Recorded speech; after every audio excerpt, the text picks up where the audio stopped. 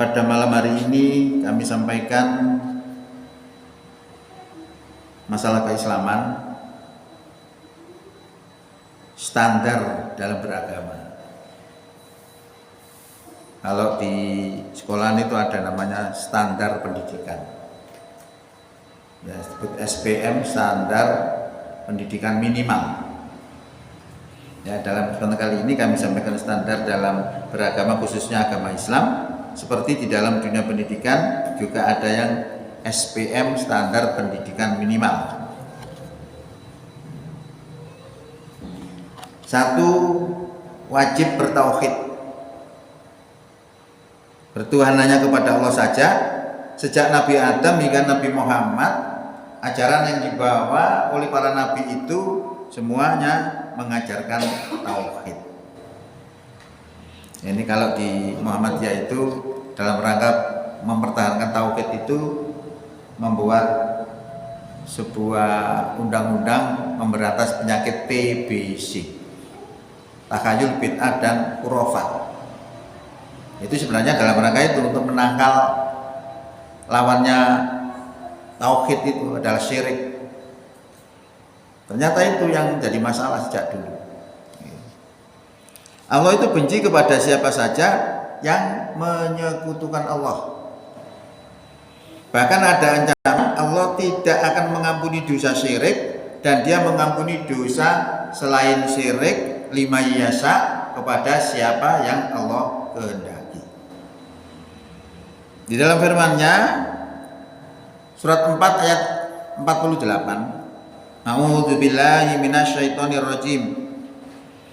Innallaha la yaghfiru ayyushraka bihi wa yaghfiru ma duna dzalika liman yasha wa may yusyrik billahi faqad iftara isman azima. Sesungguhnya Allah tidak akan mengampuni dosa syirik,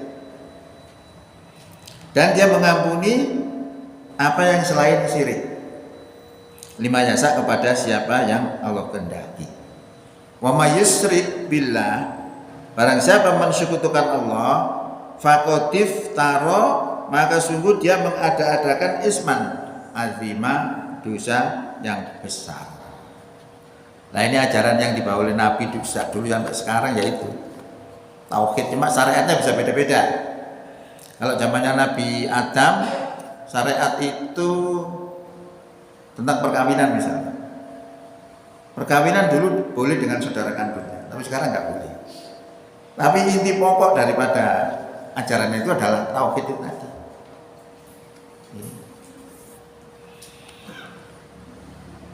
Hadirin rahimakumullah, kita lihat macam-macam kesyirikan.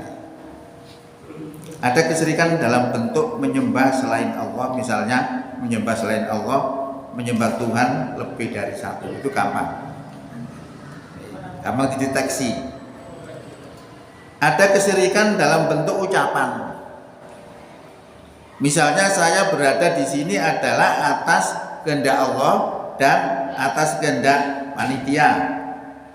Ternyata ucapannya model begitu, itu syirik. Di dalam sebuah kata, cuma ini ungkapan contoh saja. Dan itu berarti menduakan. Jadi yang benar itu adalah saya datang ke sini itu atas kehendak Allah, kemudian atas kehendak panitia, itu baru tidak syirik. Loh, syirik-syirik begini tidak terasa orang. Ucapannya penting, maka ucapan itu bisa, dulu kita dengan mboknya anak-anak itu ya haram. Bareng mengucap qabiltu nikahaha jadi halal. Berarti ucapan ini penting. Ada juga kesyirikan dalam bentuk taklid, mengikuti ulama tanpa memandang bagaimana karakter ulama tersebut, mengikuti petunjuk Allah atau tidak. Atau ulama itu mengikuti kemauan pemerintah walaupun masalah itu hukumnya haram, tapi ulama itu bisa mengatakan bahwa masalah itu adalah halal. Itu bisa. Lah ini gini-gini bisa bentuk syirik. Ayatnya ada di dalam Quran surat 4 ayat surat 9 ayat 31. Ittakhadhu akhbarahum wa ruhbanahum arbabam min dunillahi wal masihha ibna Maryam wa ma umiru illa liya'budu ilaha wahida la ilaha illa huwa subhanahu amma yusrikun. Mereka menjadikan orang-orang alim mereka dan rahib-rahib mereka itu sebagai Tuhan selain Allah, dan juga menjadikan Isa putra Maryam sebagai Tuhan selain Allah. Padahal wama umiru, padahal mereka tidak diperintah ila liya'budu, kecuali supaya mereka menyembah ilaha wahida, Tuhan yang Maha Esa. La ilaha illa huwa, tidak ada Tuhan kecuali Dia, subhanahu, maha suci Dia, amma yusrikun, daripada apa yang mereka persekutukan. Ini ceritanya wong dadekno wong alim dadi Tuhan tapi nggak terasa, nggak ngerti. Kita baru memahami itu juga setelah kita mengikuti hadis. Ada seorang datang kepada Rasulullah memakai kalung salib, namanya Adi, pakai kalung salib dari perak. Lalu Nabi membacakan ayat ini. Nah, orang itu langsung marah. Loh, saya tidak pernah rukuk sujud kepada mereka. Kok ngarane enggak ada Tuhan itu? Akhirnya Rasulullah mengatakan bahwa yang dimaksud itu adalah orang alim itu sudah tahu itu haram dikatakan halal. Sebaliknya itu halal dikatakan haram, lalu diikuti oleh para pengikutnya, maka itu adalah syirik. Loh, ini kan ya angel. Syirik bentuknya enggak kelihatan. Kalau kita nggak ngaji ya nggak tahu. Dikira syirik mesti menyembah patung, enggak, gampang kalau itu. Para hadirin yang kami hormati, jadi itu adalah standar beragama. Pertama adalah wajib tauhid. Nomor 2, Al-Quran dan hadis sebagai sumber hukum. Dasarnya adalah hadis Nabi yang berbunyi taraktu fikum amroini ma in tamassaktum bihima lan tadillu abada. Aku tinggalkan kepada kamu 2 perkara, jika kamu berpegang pada keduanya, niscaya kamu tidak akan tersesat abadan, selamanya. Nek wong Indonesia nembak bahasane abadi. Itu sehingga para sahabat bertanya, apa itu ya Rasulullah? Maka jawab Rasulullah yaitu kitab Allah wa sunnah Rasulillah. Nah, ini yang jadi pedoman kita dalam menentukan hukum. Sumber hukumnya itu 2 ini, standarnya begitu. Tapi bisa berkembang karena satu masalah. Misalnya hukumnya narkoba itu pada zaman Nabi tidak ada itu. Nah, kalau muncullah namanya hukum kias. Karena narkoba itu memabukkan, maka setara dengan khomer. Karena Rasulullah mengatakan setiap memabukkan adalah khomer, setiap khomer adalah haram. Maka muncul seperti itu. Padahal dalam Quran itu tidak ada narkoba.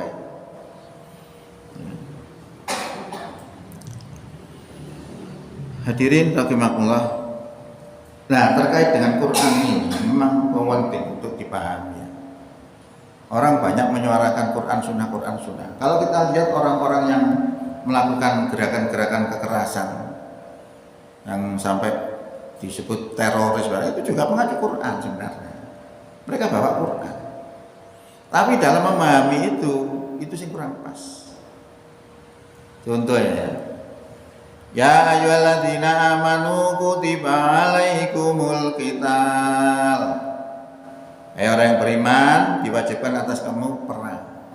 Lah karena ini wajib, bebannya orang beriman harus melaksanakan itu.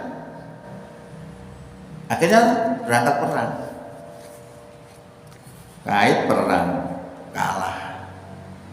Mau bawa ayat Quran lo kalah. Kenapa? Nah, karena mereka nggak ngerti kapan perang itu kapan. Sama dengan gini, ya ayyuhalladzina amanu kutiba alaikumus syiyam. Hai orang yang beriman, diwajibkan atas kamu poso. Kapan poso nih?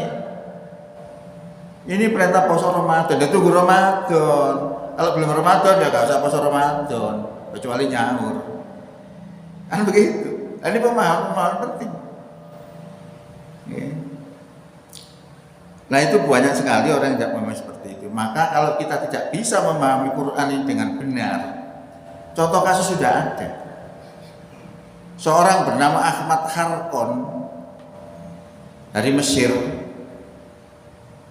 aliran Salafi, apal 30 juz, murtad. 30 juz murtad apa mana sing apal kaya kulo Allah akad tok wis matirno. Lah ini kok 30 juz itu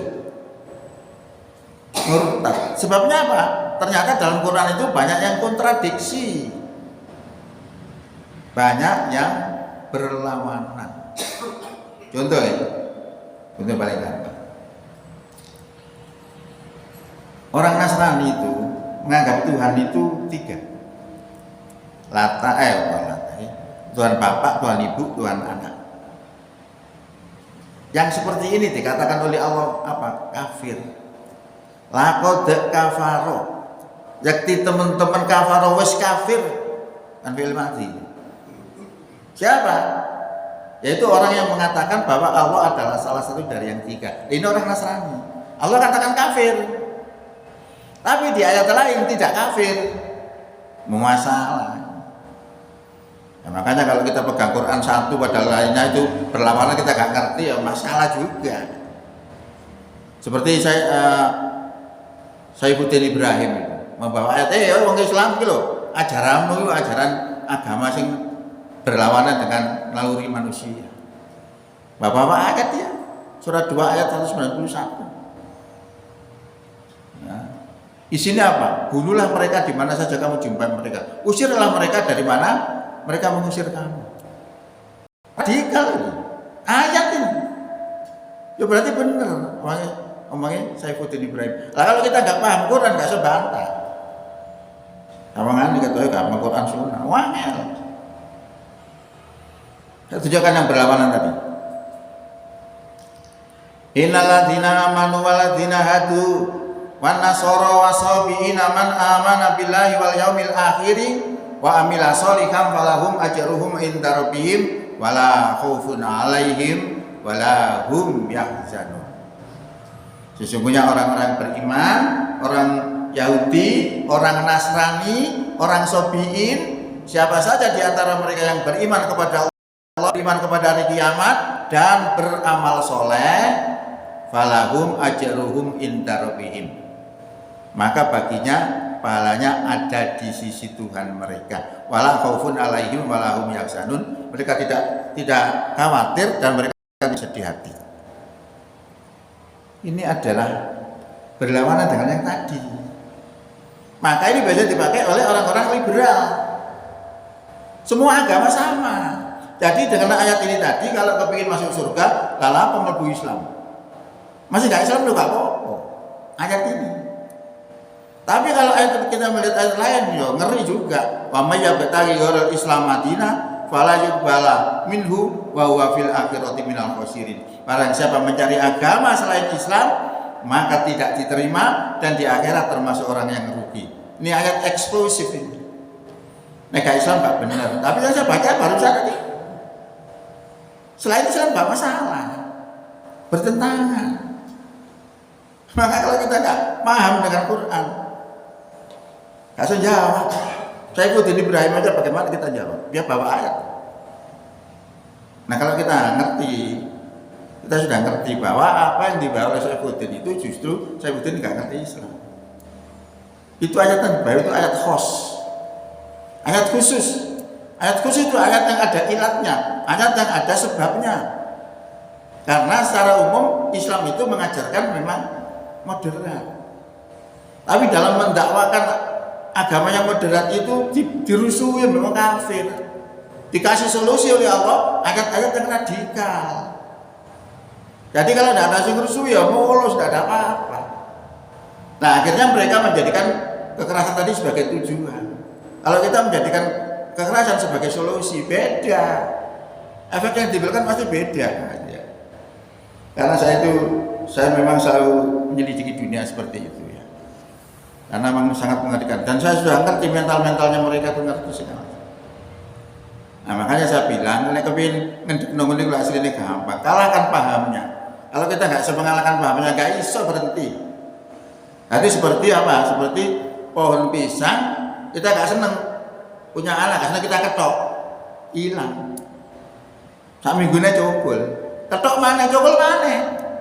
Lah kenapa kok cokol terus? Soalnya masih ada akarnya. Karena itu sama. Kenapa kamu muncul terus? Karena pahamnya masih ada. Kita belum bisa mengalahkan. Yang dilaksanakan oleh orang-orang itu kan kekerasannya aja, tapi substansi masalahnya belum kena. Kalau kita bisa mengalahkan itu, sudah selesai. Sebenarnya hanya itu aja. Maka jadi memahami Quran Sunnah jadi penting itu begitu. Jadi untuk mengkonter paham-paham yang atau untuk mengkonter daripada ayat-ayat yang bertentangan tadi, gunakan ilmu. Ilmu apa? Ilmu tafsir. Jadi ilmu tafsir itu ilmu untuk memahami ayat-ayat Quran.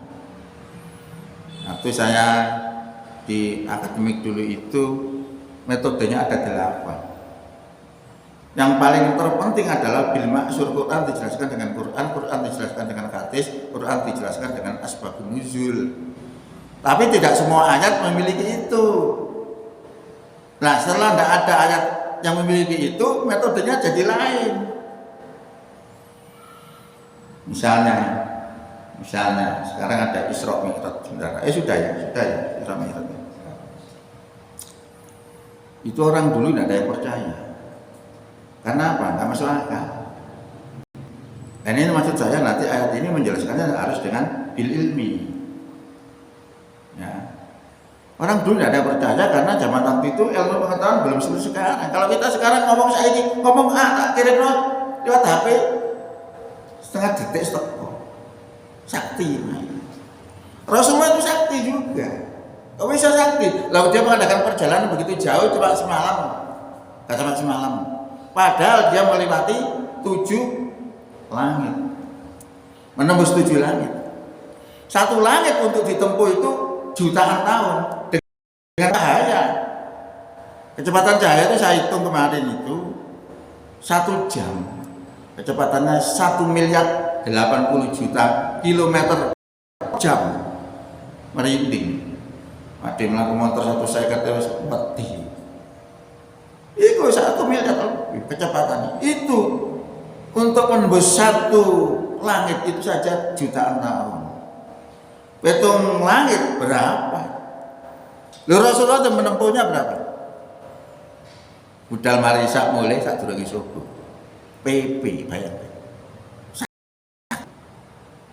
Lu ono sakti-saktian Muhammadiyah tapi seneng dengan sakti-saktian. Tapi Quran menunjukkan tuh. Zaman Nabi Sulaiman itu orang sakti itu. Waktu Nabi Sulaiman memberi pengumuman kepada para penggawanya, para pejabatnya. Pejabat, siapa yang bisa membawakan kursi singgasananya Ratu Bilqis sebelum dia datang ke sini? Waktu itu dalam perjalanan ke kerajaan Sulaiman. Nah, pejabatnya itu ada 2 macam, bangsa jin dan bangsa menungso. Bangsa jin ngacung, saya sanggup membawakan kursi Ratu Bilqis sebelum Anda berdiri dari tempat duduk. Wah, luar biasa. Jin ya sakti. Ada yang sakti lagi, manusia ngomong, manusia ini ahli dalam kitabnya Allah. Dia ngomong, saya sanggup mendatangkan kursinya Ratu Bilqis sebelum mata Anda berkedip. Bayangkan itu. Makanya dulu saya kita baca dulu kedip wis teko. Kok gak sakti? Quran menjelaskan ini. Jadi kalau Allah berikan kesaktian ya bisa saja seperti Nabi kan diberi kesaktian. Namanya mukjizat kan itu. Kalau Allah berkehendak, kalau tidak berkehendak ya tidak bisa. Itu contoh-contoh. Jadi model-model begini juga terulang lagi di zamannya Rasulullah. Perjalanan begitu jauh. Nah ini bisa kita buktikan secara ilmiah. Supaya orang itu lebih mantap, lebih yakin. Kalau kita tunjukkan Quran, gampang. Quran itu banyak. Tapi orang kafir tidak percaya. Orang kafir itu pakai logika. Kalau pakai Quran toh gak ngandel, dia tidak percaya dengan Quran. Nah ini kalau kita jelaskan itu, kita gunakan metode bil ilmi masuk. Jadi metode-metode itu banyak sekali. Nah contoh tadi yang bertentangan tadi, kalau kita berikan metode memahami Quran dengan asbabun nuzul misalnya, innalladzina amanu walladzina hadu tadi itu latar belakangnya ternyata ada seorang Nasrani menjadi mu'alaf, masuk Islam, lalu dia itu tanya kepada Rasulullah, ya Rasulullah, bagaimana nasib teman-teman saya dulu yang mereka itu masih Nasrani dulu, tapi mereka itu orang-orang taat. Turunlah ayat itu tadi yang menjelaskan orang iman Yahudi, Nasrani, Sabiin pokoknya melakukan 3 hal selamat. Berarti Yahudi atau Nasrani di situ adalah Nasrani yang masih tauhid. Kalau sudah mensekutukan Allah, maka Allah katakan laqad kafaro, maka sungguh telah kafir. Alladzina yaquluna, yaitu orang yang mengatakan innallaha salisu salasa. Kan gitu. Ini tidak bertentangan. Kalau kita tidak jelaskan dengan itu bertentangan pasti. Banyak sekali ayat-ayat seperti itu. Nah itu contoh kita perlunya untuk mendalami Quran itu lebih mantap lagi. Hadirin rahimakumullah. Kemudian nomor 3 adalah kita tidak boleh menyembunyikan agama. Di mana Allah menjelaskan dengan jelas ancaman dan solusi seperti tersebut di bawah ini. Innalladzina yaktumuna ma anzalna minal bayyinati wal huda, sak temene wong-wong kang ngumpetake apa kang ingsun turunno minal bayyinati, yaiku penjelasan-penjelasan wal huda lan pituduh mimba'di saking sakwise ma bayyana linasi ingsun terangno linasi marang manungsa fil kitab ing dalam kitab. Nggih, dadi gak oleh nyingitno apa sing diturunno Allah. Kalau diringkes kita tidak boleh menyembunyikan agama. Karena yang diturunkan oleh Allah itu adalah kitab agama melalui kitab-kitab Allah. Kalau kita umat Islam, Quran itu jangan menyembunyikan isi Quran. Ya. Ulaika wong sing koyo mengkono-mengkono iku yal anuhumullahu, melaknat ing wong sing nglakoni menyembunyikan agama. Sapa? Allahu Allah. Nek dolek pelakune kan kondone kan domane wong arane wali-wali anu iku rofa kan gitu ya. Nek dolek ngono diajae gampang ya. Berarti mereka itu akan dilaknat oleh Allah, wajal anuhumul lainun, dan akan dilaknat oleh orang-orang yang dapat melaknat. Jadi intinya menyembunyikan agama itu. Lah bagaimana cara mempelajari agama? Nah, masalah lagi. Jadi